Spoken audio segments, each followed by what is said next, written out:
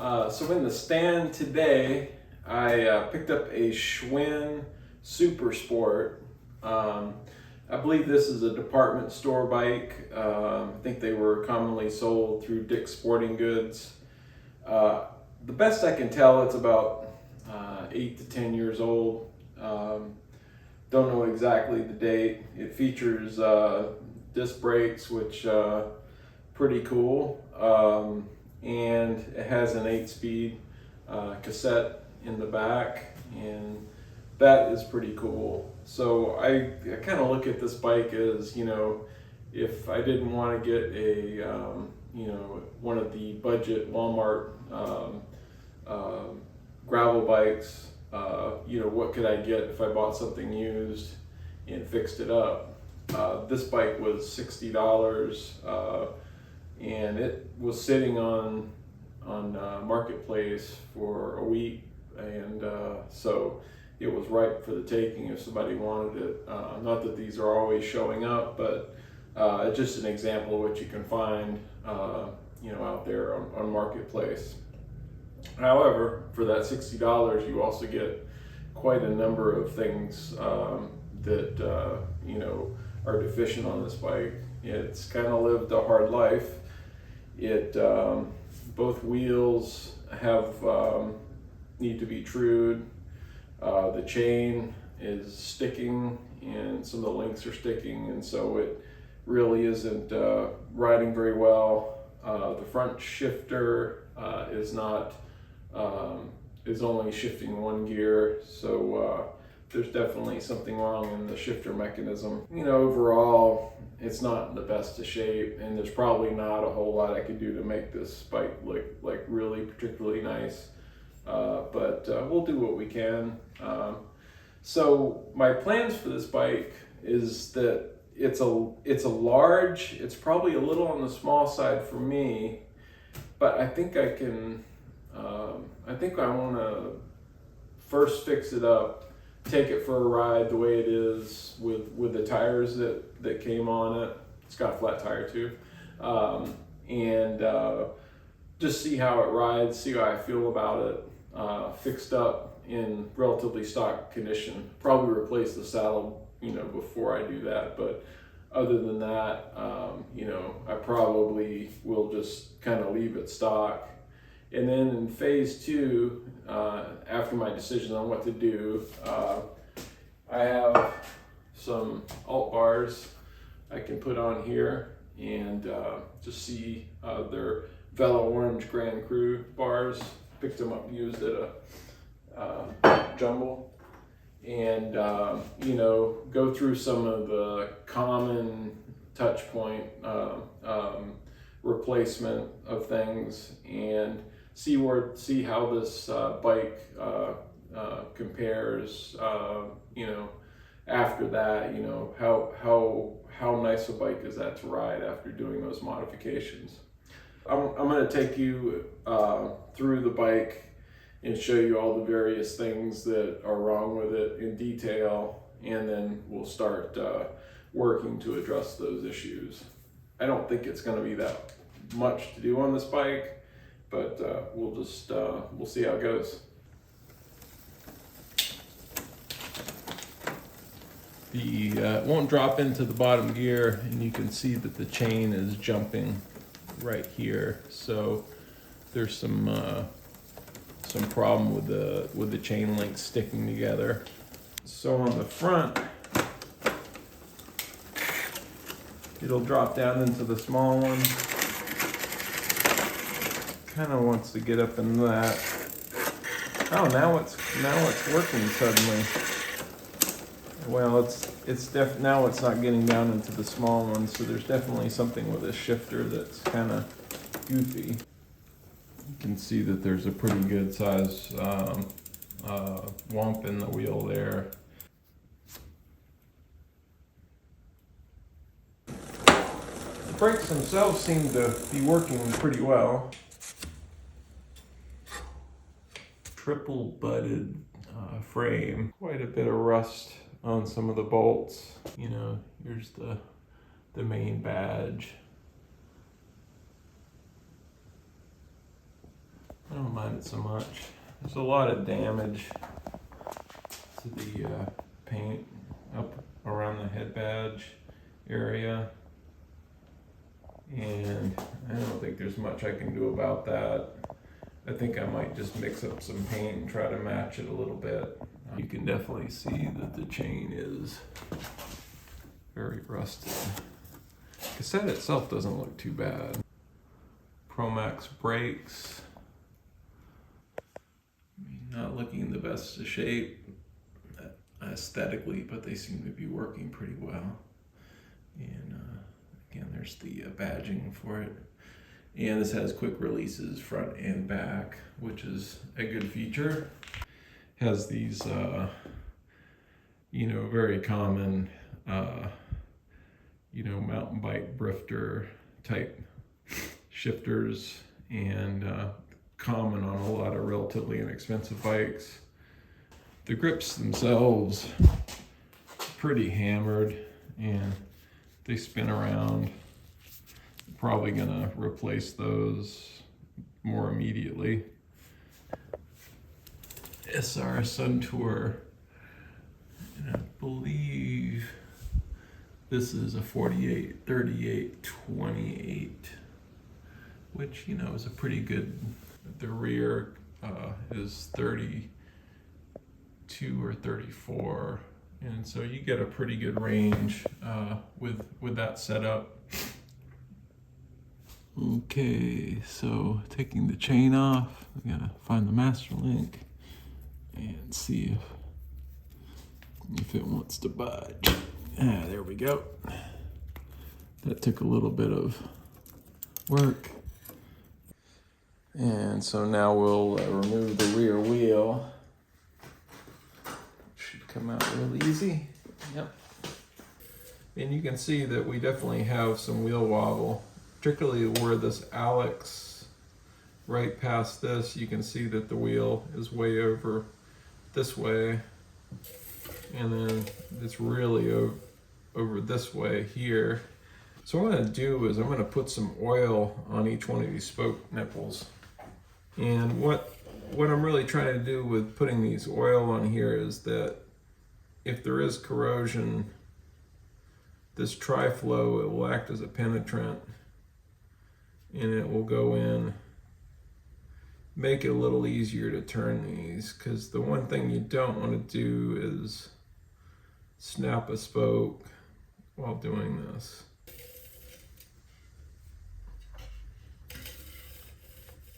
See, on the other side of where this Alex is kind of the biggest womp this way. So I'm going to start tightening on the other side.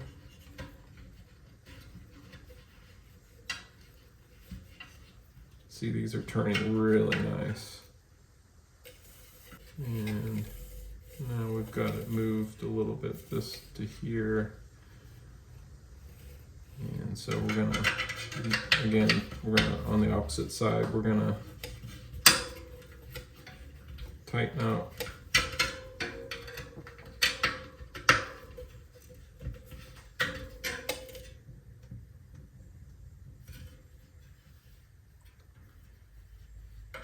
And here's one. I'm just gonna keep working around the rim like this.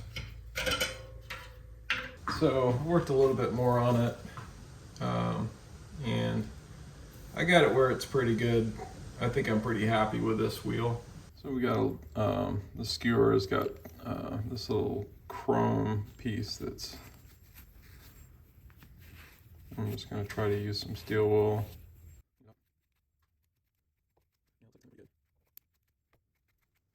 Also use a wheel and a brass brush.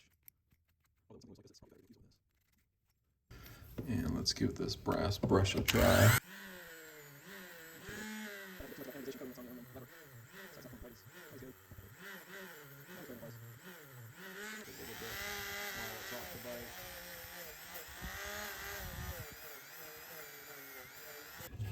Let's try some 220 grit sandpaper on there.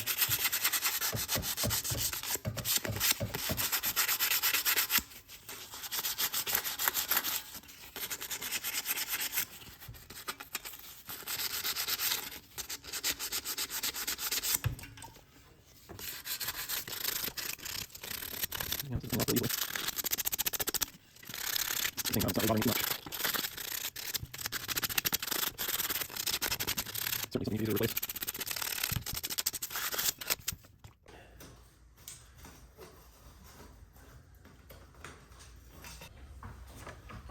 So I'm going to go ahead and strip down this the tire and tube off this wheel.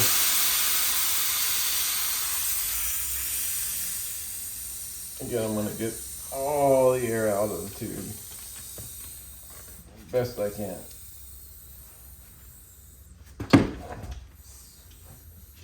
Okay, here it's still coming out. You just got to work as good as much of that as you can.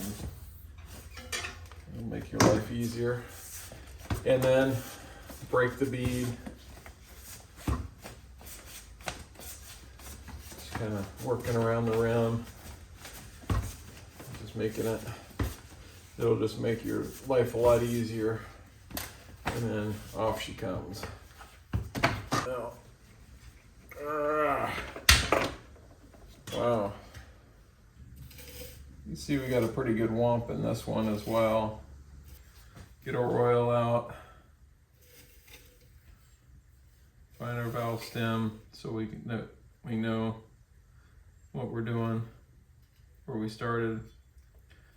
And we're going to put a little drop on each one of these nipples. This area crashes in right around the valve stem. So I'm going to tighten spoke on this side.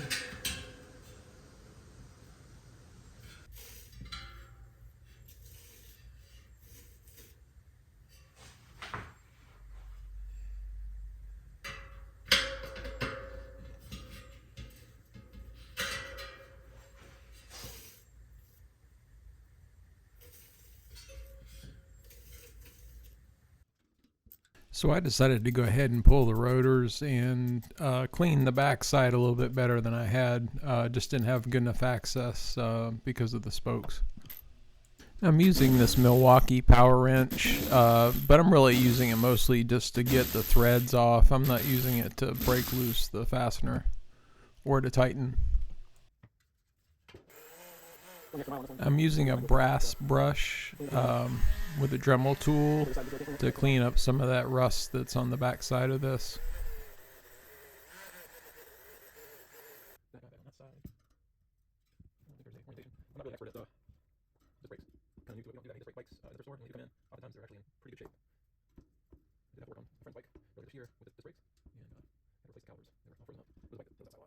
I don't normally use the electric wrench on a bike.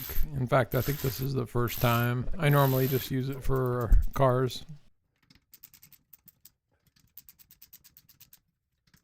Here I'm just using some simple green and just going around the wheel, wiping down any of the dirt and grime.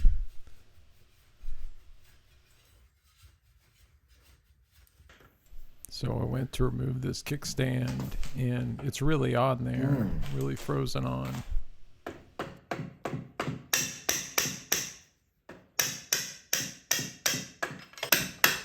Removing stuck bolts on bikes is the old rubber hammer.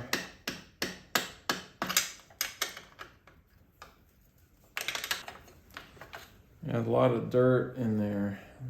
The threads are pretty dirty. This water bottle cage was looking a little tired, so I removed it. I'll probably replace it with something that looks a little bit better. It's just ugly. This is probably a mount that went to a light or something like that, but I won't need it. Now that we've got it somewhat stripped down, it'd be a good time to give it a good clean. Just really apply a bunch of simple green degreaser.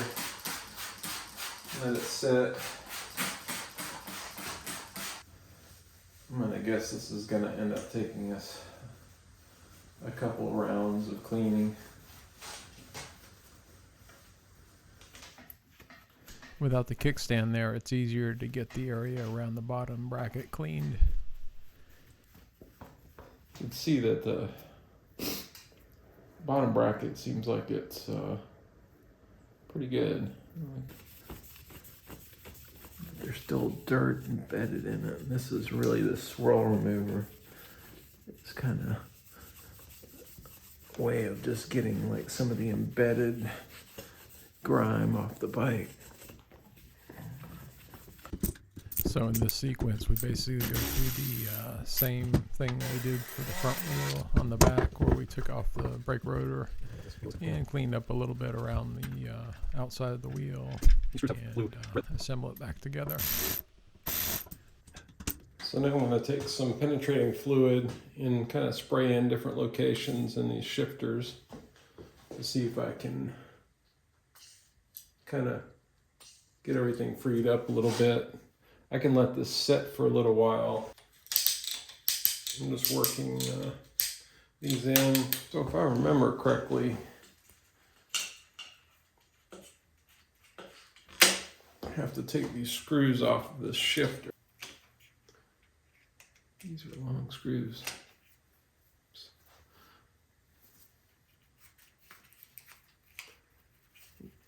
See right here, the end of the cable. So that is the right move.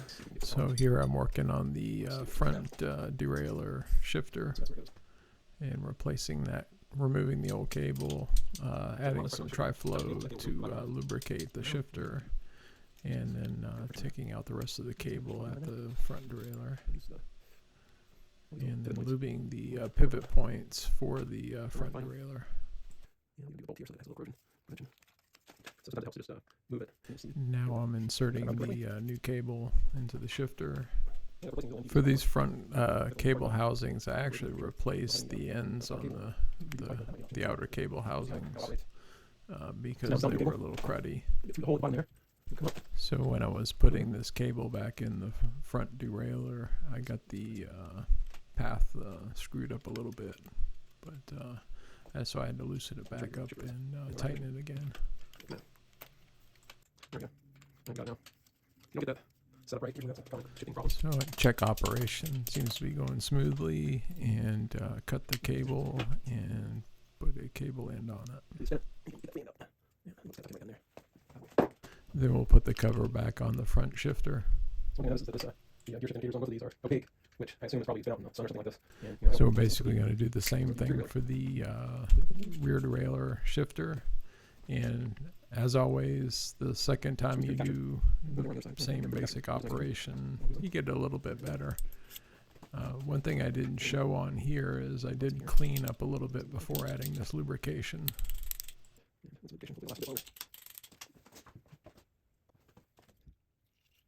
With confidence, I insert the new cable and go ahead and put the cover back on the shifter, because I figured that's we got it all figured out.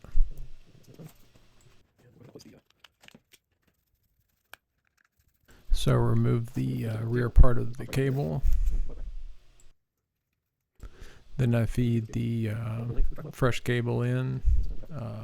Sometimes you have to remove the outer cable from the back so that you can get the angle right so that the cable will go through. But it's all pretty smooth operation, pretty easy stuff.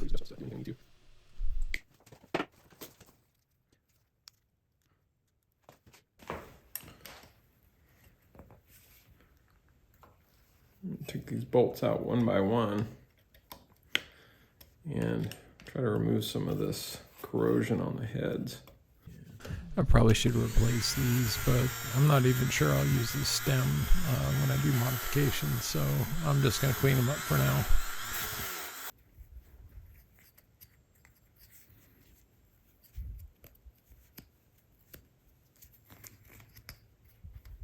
Just cleaning this out with a little simple green.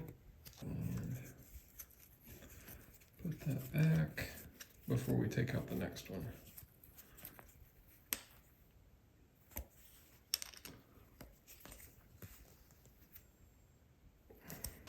So this grip is really loose.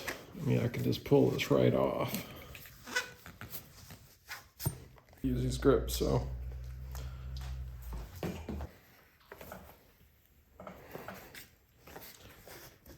There we go. I got these relatively generic grips. I'm just going to use these temporarily. Do a little isopropyl alcohol trick.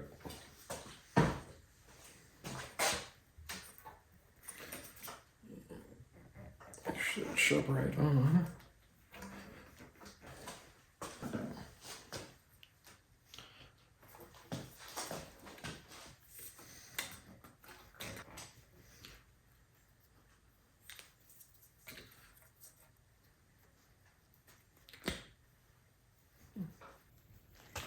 So a couple of these bolts have rusty heads on them.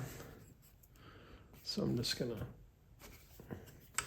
take them off and use the wheel on them separate. So they didn't come out perfect by any stretch, but they look a little better than they did before. So I have decided that even though the brakes seem to work pretty smoothly, I'm gonna go ahead and change the cables anyway.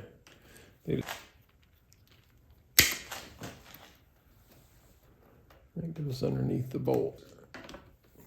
That bend might not.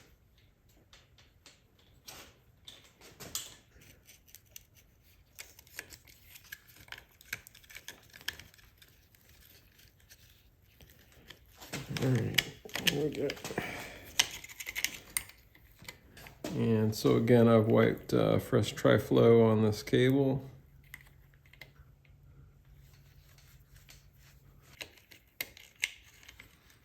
And if this was all where it's supposed to be, yep. And we wrapped it underneath this bolt.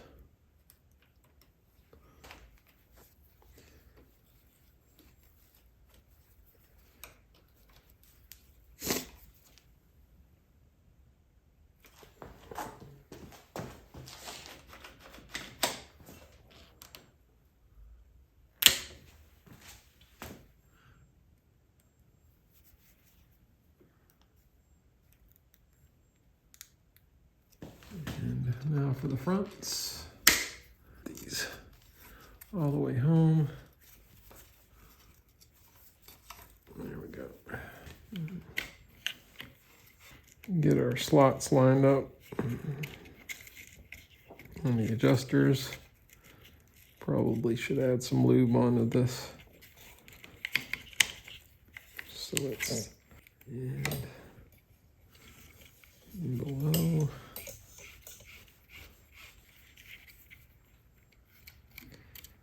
Okay.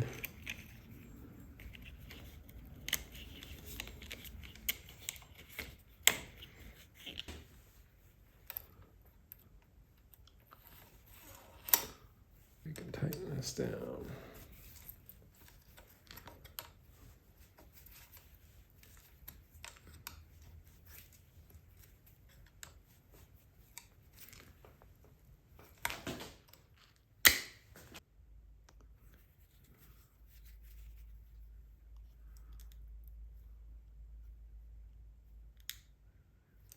Do have some of these clips. That. Throw these wheels back on.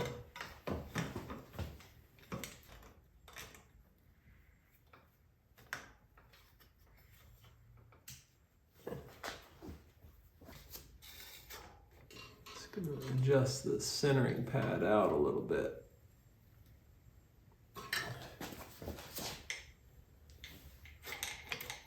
Adjust this out a little bit. Yeah, I think that's pretty good.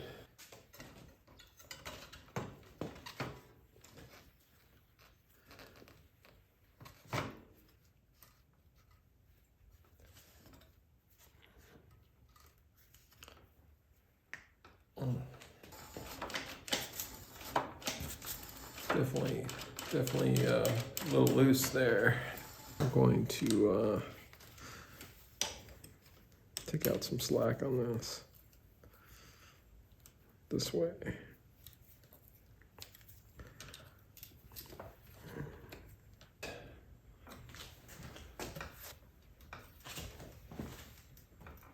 Bit more tension.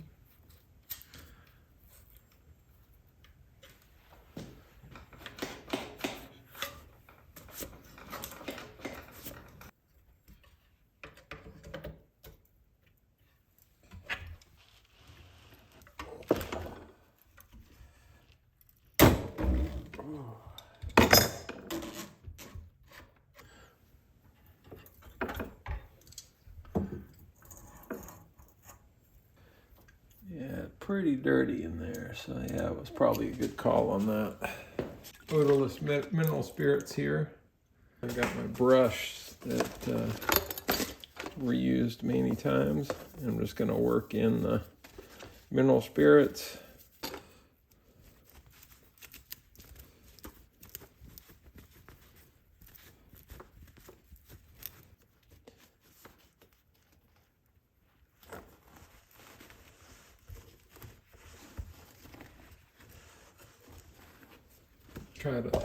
Try this to kind of wash it out. Just kind of rinse out the rest of the dirt with this. And yeah, that seems to work a bit. It isn't perfect, but it seems to help quite a bit.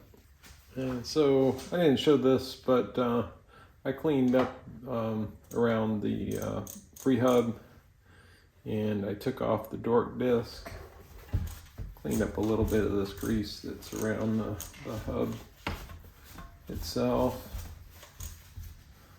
And now I'm just gonna lightly grease up the hub body. Yeah, there we go. I mentioned that the main body of the cassette was loose, and I don't really know if that was a problem or not, but I did have a problem with the cassette, as I'll talk about later.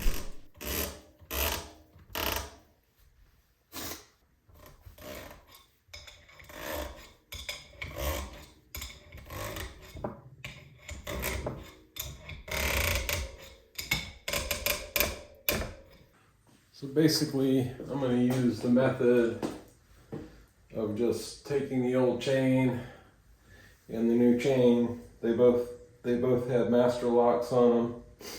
It looks like I just have maybe 1 or 2 links to take off of here. So we'll break it right here. So my Park Tool chain breaker broke this recently, and so I went and bought a bike hand to see how this goes. Folks say they have pretty good luck with this, and so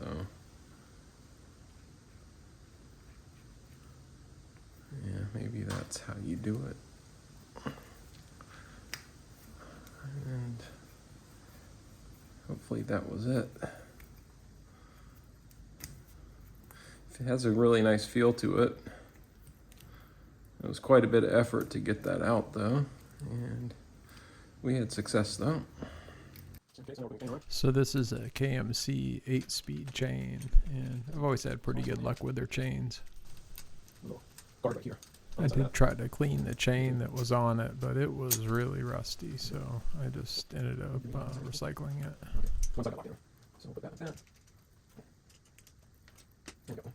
So I'm just gonna saturate this chain with WD-40 type material, lubricant, active solvent. Add quite a bit of it. I'm just gonna wipe that oil right out.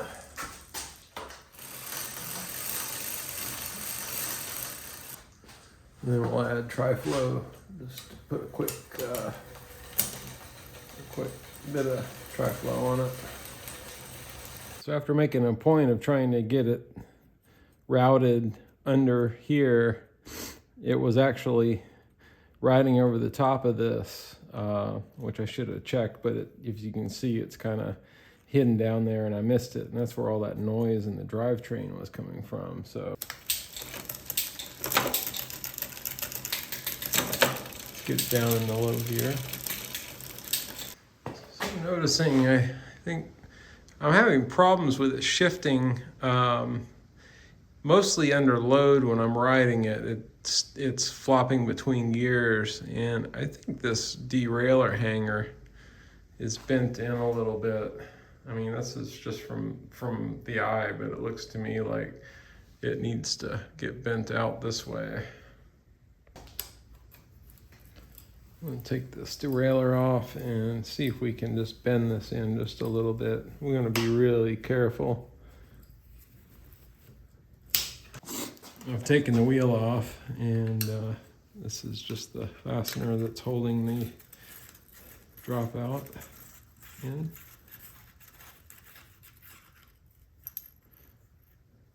I'm just going to put this right back in just so I don't lose it. So if I put this on a relatively flat surface, you can see that this is rocking. So I think we definitely have a case of a bent hanger. And if I had to guess, it's probably where this metal is the thinnest, right in this area right here. So I'm down in my basement now. I'm going to try on the larger clamp.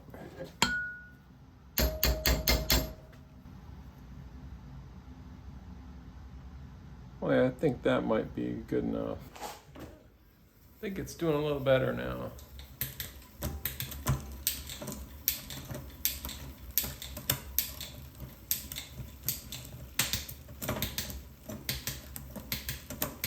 It wasn't quite right before, and that derailleur hanger definitely had something to do with it. So I think we're in better shape now.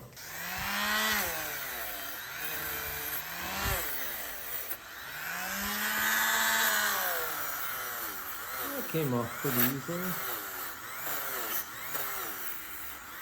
So one thing you can do to kind of make everyday experience with the bike better is to clean up stuff like this.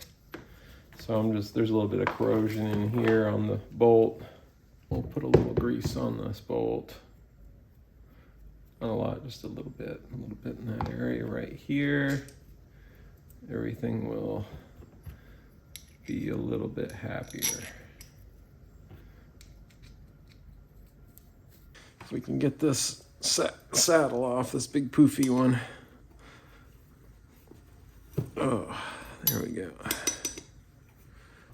So this seat post turned out to be pretty rusty. I'm kind of surprised, but I guess I shouldn't be too surprised considering the condition of most of the fasteners on the bike. I coated a lot of the surfaces with grease so that we won't have any problems the next time we come in.